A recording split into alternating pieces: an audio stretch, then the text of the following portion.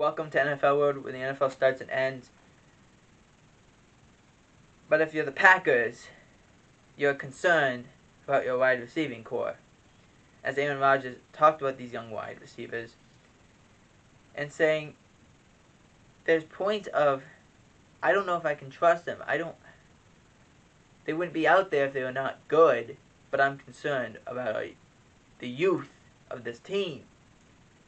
And sometimes that's a disadvantage.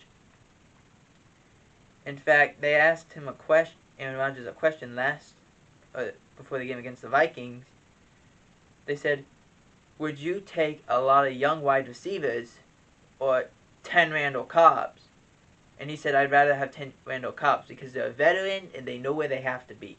With a young wide receiver, there's a lot of upside, but they don't know where they're supposed to be. They don't know what they're supposed to do. So you could see the frustration, not just on Aaron Rodgers' face, but also on Matt LaFleur's face as well. It was just a long day in the office against the Vikings. Darren Waller got paid, though, before the game against the Chargers. He signed a 3-year contract extension, $51 million, $19.25 million guaranteed. This actually saved the Raiders money to pay him now. That's the reason why extensions usually get done. Lower the cap hit now, expand it later. What they did, it was a good decision. The Jets placed left tackle Dwayne Brown on IR with a shoulder injury. He's going to miss 4 weeks at least before he can even come off the IR.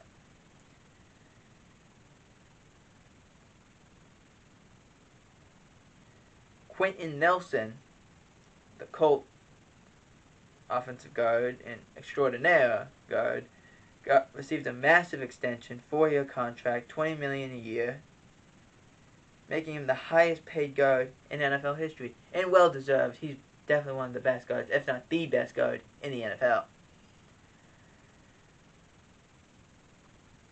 The Steelers get a wild victory against the Cincinnati Bengals. This is a team who they didn't look like they could win against the Bengals. Everyone was doubting them. It was 6.5 points underdogs, and yet they found a way to win. They found a way to perform. You were able to get into overtime. You could say there was some suspect referee flags and penalties, but you all came out with the win. I still don't understand why they tried the one-on-one Jamar Chase, but it all worked out.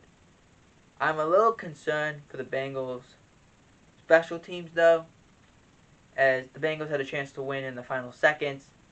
Jamar Chase scores a touchdown. They're going for the extra point.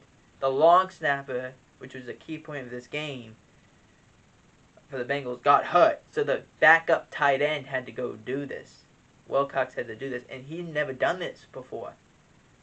So the spin, the timing was all off. Minka Fitzpatrick ends up blocking the kick. They go into overtime. And the Bengals have a chance to go win.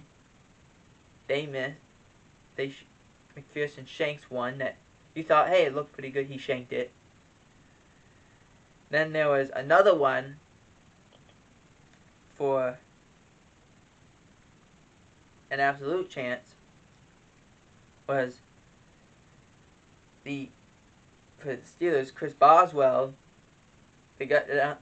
Trubisky brings him down the field. Boswell has a chance. He doinks it off the left upright. The Bengals go back. They go try and kick another field goal. It sails. It doesn't go in. He missed it there.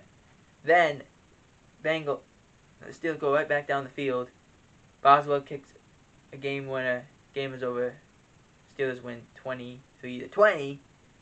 But if this doesn't remind you like the game against the Packers with the Bengals had last year, where it was just missed field goal, missed field goal, missed field goal, missed field goal, missed field goal. Finally, the Packers win the game. That's what it felt like in this game. In fact, the announcer said that the Raiders and Chargers game was starting to happen, and the announcer said that game might be done before this game will. Like, that was how crazy this game was. But a great win for the Steelers. The Bengals are 0-1 heading into week 2. Another 0-1 team, which it couldn't have gone worse if you're this team, is the Cowboys. Let's just say it. They were garbage. They were absolutely garbage. You score 3 points in the whole game, and those were on your first drive. You could move the football. You ran the ball well. Zeke ran the ball well. Tony Pollard ran the ball well. You couldn't have any protection because your starting left guard, who had never really played left guard before, he gets hurt. So you're bringing in a guy who has only played center, and he's never played before. In fact, they showed a schematic of that besides Dak Prescott, Zeke Elliott, and Tony Pollard, the wide receivers who had been in the NFL or even played a little bit, including tight ends, were CeeDee Lamb, Noah Brown, Dalton Schultz. Noah Brown had 39 catches to his name before CeeDee Lamb and Dalton Schultz had over 100. Everyone else had nothing. No one had played. Terrence Steele was the only guard, and Steele, Martin, and Biadasz were the only guys who had played together before. Everyone else had never played together.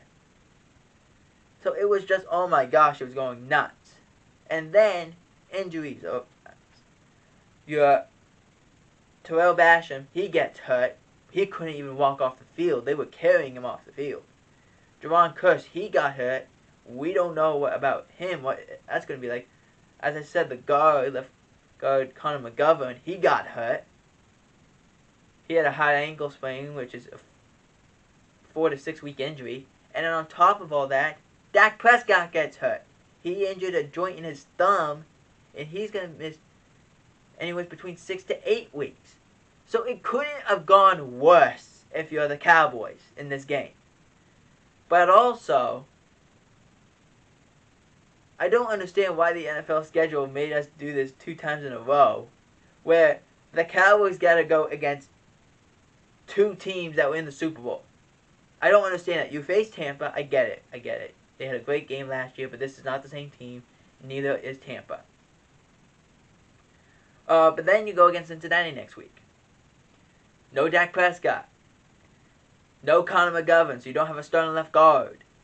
No wide receiver to really speak of, because CeeDee Lamb didn't perform well. Terrell Basham, a rotational defensive player, he didn't play well. So it's just Jerron Kearse is out. There's a lot of injuries. The Cowboys didn't play well. I'm telling you, Cowboys, go get a wide receiver. Someone find someone that can go play wide receiver. And someone finds somebody to block so Cooper Rush doesn't get destroyed back there against Cincinnati. This has to be figured out, and it has to be figured out ASAP.